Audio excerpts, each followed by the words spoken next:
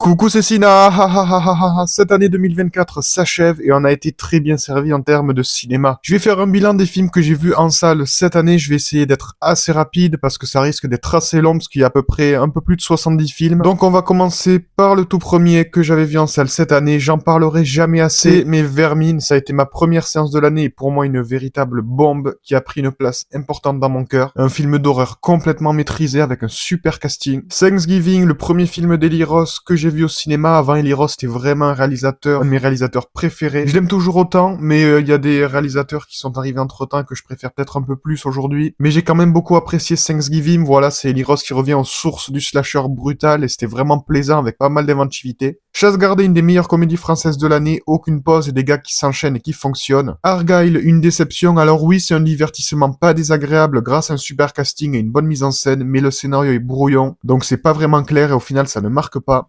Chien et chat, un bon gros navet, franchement je savais pas à quoi m'attendre vu la bande-annonce avec ce côté cartoon et ces animaux en numérique, mais j'ai pas trouvé ça drôle, c'est lourd, et c'était pas un très bon moment. Tout sauf toi, une bonne comédie romantique qui fonctionne grâce à un duo d'acteurs porté par Glenn Powell et Sydney Sweeney qui forment le nouvel Hollywood. C'est drôle et mignon et en salle c'était plutôt cool. Cocorico, la première partie quand les personnages se balancent des vannes, c'est amusant, il y a un côté très théâtral que j'aime bien, mais la seconde partie va un peu trop loin, ça fonctionne pas trop, surtout avec le personnage de Sylvie Testude qui devient ridicule. Maison de retraite 2, le premier film est vraiment excellent, et là c'était moins bien, même si ça reste une comédie sympathique, et plutôt bien construite, mais c'était pas nécessaire. Bob Marley One Love, un biopic que j'ai bien apprécié sur une légende de la musique. Après avoir vu Kingsley Ben-Adir dans cette série pourrie qu'est Secret Invasion, c'est cool de le voir performer dans un projet bien meilleur. Le dernier Jaguar, une excellente surprise, une aventure riche et touchante, un film idéal pour toute la famille. Je connaissais pas Gilles Demestre, mais il a réalisé des films similaires que je vais vite rattraper. Race for Glory, Audi versus Lancia, un très bon film sur le sport automobile qui plaira à tous les fans de cette pratique. Même quand on est assez éloigné de ce monde, on passe un très bon moment. Et puis il y a Daniel Brühl, ce qui est souvent symbole de qualité. Les chèvres, c'était vraiment pas ouf. Disons que c'est le genre de comédie qu'on va voir le dimanche après-midi pour passer 1h30 pas désagréable, mais le lendemain on l'a complètement oublié. Et en plus de ça, je crois que le film a bidé, donc je suis pas vraiment étonné. Tombé du camion, j'en avais parlé sur TikTok, c'est un bon drame avec quelques phases d'humour, mais qui cache un réel fond et qui parle d'un sujet assez sensible. D'une deux, je suis pas vraiment fan du premier, je lui reconnais ses qualités, mais je l'apprécie pas forcément. Mais cette suite était extraordinaire, un grand film de science-fiction, presque 3 heures qui passe super vite, c'est captivant et petit à petit je comprends l'histoire, j'adore et j'ai hâte de voir la suite. Une vie, je pense que je suis passionné par la Seconde Guerre mondiale, mais pas de là me documenter dans des ouvrages ou autres, mais en découvrant des films relatant de cette période. Je connaissais pas Nicolas Winton avant de voir ce film et c'est un super héros, un grand homme qui a accompli des miracles. Ce film lui rend un bel hommage et le passage de l'émission télé me donne envie de pleurer rien qu'en y pensant. Anthony Hopkins mérite un Oscar et loin devant beaucoup d'autres. Le royaume de Kensuke, l'animation d'art et essai, c'est très souvent qualitatif et ce film est d'une beauté folle, une histoire sublime qui mériterait d'être plus connue. Je suis content d'en parler et si vous aimez les films d'animation mature, c'est fait pour vous.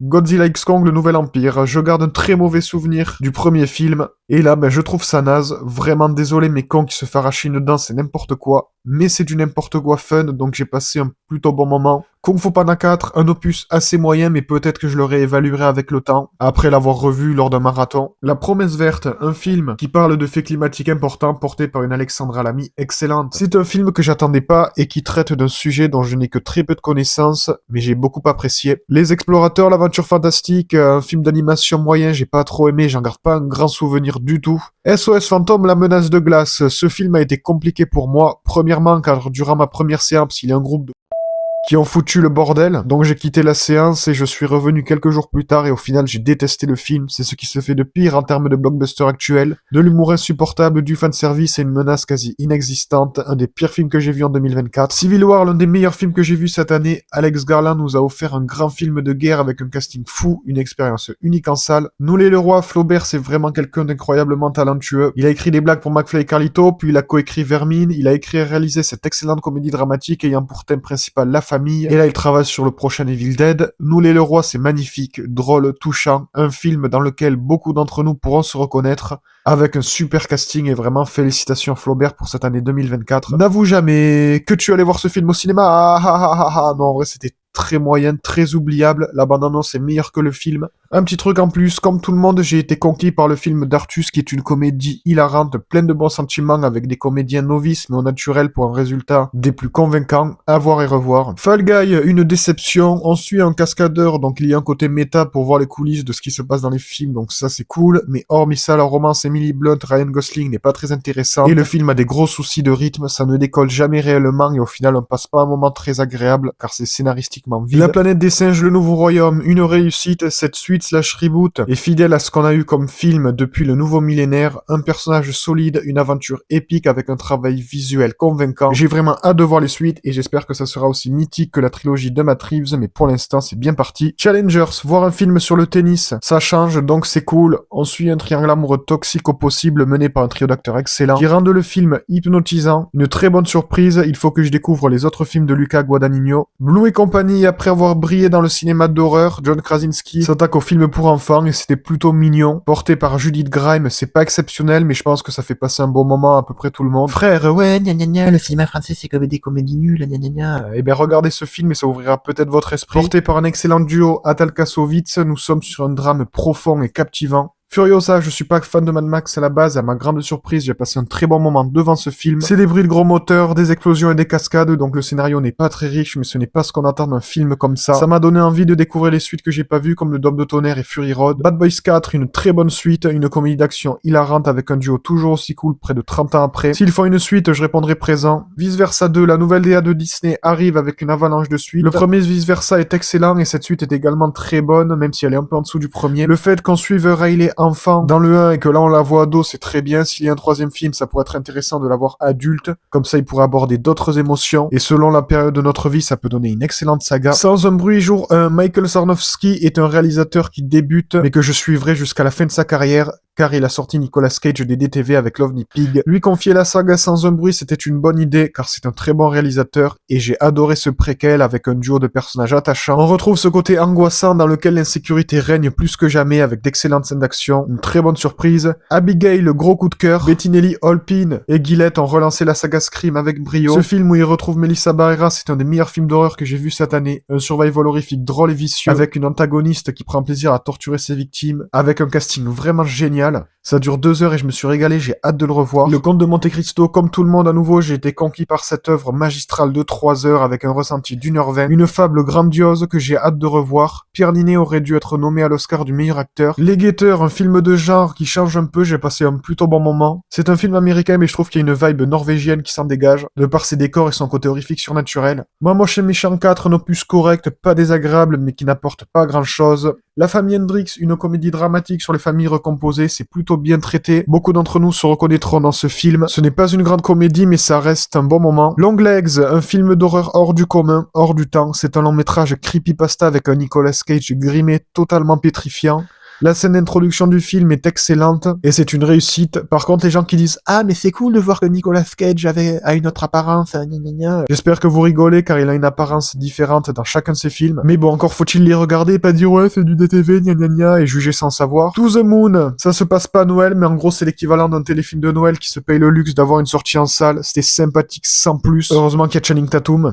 Twisters, une suite, reboot, remake vraiment excellente, portée par un trio d'acteurs qui incarne le nouvel Hollywood. Des scènes d'action maîtrisées et réalistes pour un film digne du film original. Deadpool et Wolverine, j'ai fait un TikTok sur ce film et mon retour est assez positif, mais au global, je dis qu'à part les blagues, ça raconte pas grand chose, mais que j'ai passé un bon moment. Tout ça mélangé à la période estivale, c'était le blockbuster popcorn de l'été. Après avoir revu le film il y a quelques jours, je me dis qu'en fait, c'est pas bien, mais vraiment pas bien du tout. Les blagues sont lourdes, scénaristiquement, c'est le néant, et j'ai trouvé ça interminable et finalement décevant. Garfield Hero, malgré lui, la bande-annonce donnait pas trop envie, mais en fait c'est très cool, c'est un bon film d'animation fidèle à l'univers. Largo Winch 3, c'est celui que j'ai préféré de la saga, c'est le moins pire, même si c'est un gros nanar, j'ai trouvé ça mauvais, il y a des incohérences, un montage mal foutu, mais heureusement que c'est bien rythmé, comme ça on passe un plutôt bon moment. Borderlands, je suis pas un grand joueur de Borderlands, donc je pense que j'ai pas perçu le film comme les fans de la saga à la base. Pour moi je trouve ça moyen, mais pas aussi infâme que ce qui a pu se dire. Après, de toute façon, en général, quand un film a une production chaotique, le résultat final est rarement bien. Trap, j'aime beaucoup Shyamalan, je me suis régalé. C'est un thriller maîtrisé au concept original, avec un côté grandiose, car c'est quand même dans une salle de concert pleine, avec plein d'éléments autour. Le fait que ce soit un récit où le spectateur est au courant de ce qui se passe avant les personnages, c'est très cool et ça donne des bonnes scènes, comme avec le vendeur de t-shirts. C'est également un plaisir de revoir Josh Hartnett revenir sur les écrans depuis 2-3 ans. Alien Romulus, j'avais une confiance sans limite en Fede Alvarez. Cette suite est excellente, c'est un des meilleurs opus après le premier qui est un chef-d'œuvre, un survival de SF avec une réalisation parfaite, un casting excellent et des idées innovantes, et ce fut extraordinaire. Jamais plus j'ai pas suivi le drama qu'il y a eu avec Blake Lively lors de la sortie. Mais en soi, moi je parle pas gossip, mais cinéma. J'ai trouvé ce film excellent, une histoire d'amour fusionnel, passionnel, cachant un côté toxique perturbant. C'est bien tourné, bien écrit, et la prestation des acteurs est folle, surtout Jenny Slate qui est bluffante et qui montre encore une fois que quand on met quelqu'un spécialisé dans la comédie dans un drame, les gens sont souvent extrêmement talentueux.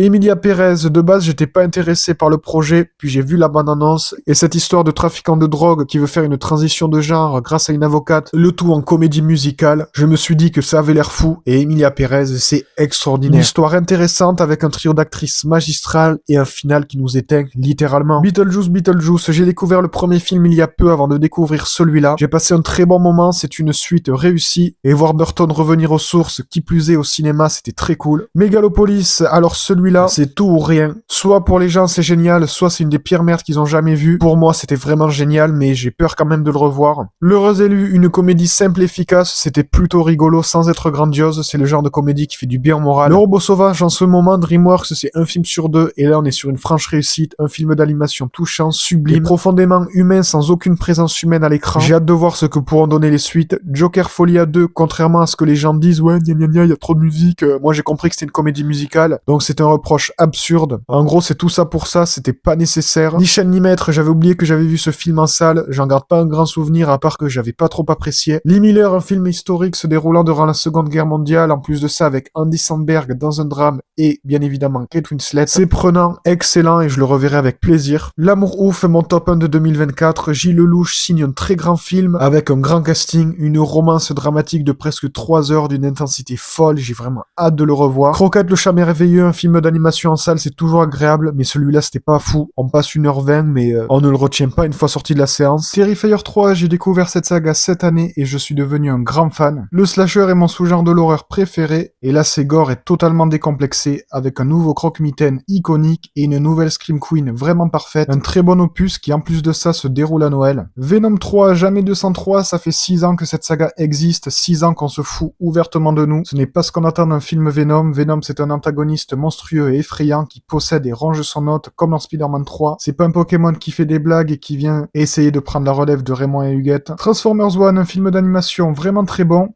qui a fait un flop regrettable. Je pense que c'est un film qui aurait mieux marché sur les plateformes, et peut-être que quand il sera disponible, surtout aux États-Unis, il renaîtra et donnera envie au studio de faire une suite, car ça mérite. Monsieur Aznavour, un biopic réussi, nous plongeant dans la vie d'une légende de la chanson. Tahar Rahim livre une prestation absolument magistrale, et on découvre un registre musical mythique, duquel nous connaissons presque toutes les chansons. Louise Violet, un film que je n'attendais pas cette année, et que j'ai beaucoup aimé. Ça prend place à la fin des années 1800, le climat est plaisant, et c'est une belle œuvre qui aborde de nombreux sujets. Juré numéro 2, Clint Eastwood nous offre un film de grande qualité avec un excellent casting et des acteurs qui méritent un Oscar, surtout Nicolas Hoult et Toni Collette. C'est une enquête captivante, très bien réalisée, notamment pendant les scènes au tribunal, entre les dialogues des avocats et les flashbacks, et les personnes appelées à la barre, c'est brillamment exécuté. Le Panache, un autre film sur l'enseignement, qui était plutôt correct. José Garcia est excellent comme toujours dans ce rôle de professeur qui lui va à merveille. Le jeune acteur qui incarne Colin s'en sort très bien et les deux forment un bon duo. Gladiator 2, c'est comme Joker 2, ce qui définit ces deux suites, c'est tout simplement tout ça pour ça. Gladiator 2, c'est Gladiator 1 moins intéressant, un scénario qui se répète et finalement qui nous perd, et nous fait ressentir les 2h30. Vaiana 2, une suite Disney, pas désagréable, c'est un bon moment en salle, mais après la séance on le retient pas forcément et on se dit qu'on aurait pu s'en passer ou avoir autre chose. J'ai quand même bien aimé, c'est une aventure sympathique et bien rythmée. Jamais ça mon psy, le genre de comédie qui fait du bien moral, on passe 1h30, ça nous détend, mais après on l'oublie aussi vite. Le casting est cool, avec des blagues caca-pipi que j'ai trouvé amusantes. La plus précieuse des marchandises, Michel Hazanavicius nous offre un véritable chef-d'œuvre, un film magnifique, triste, qui nous plonge dans le récit dramatique d'une époque pas si lointaine que ça.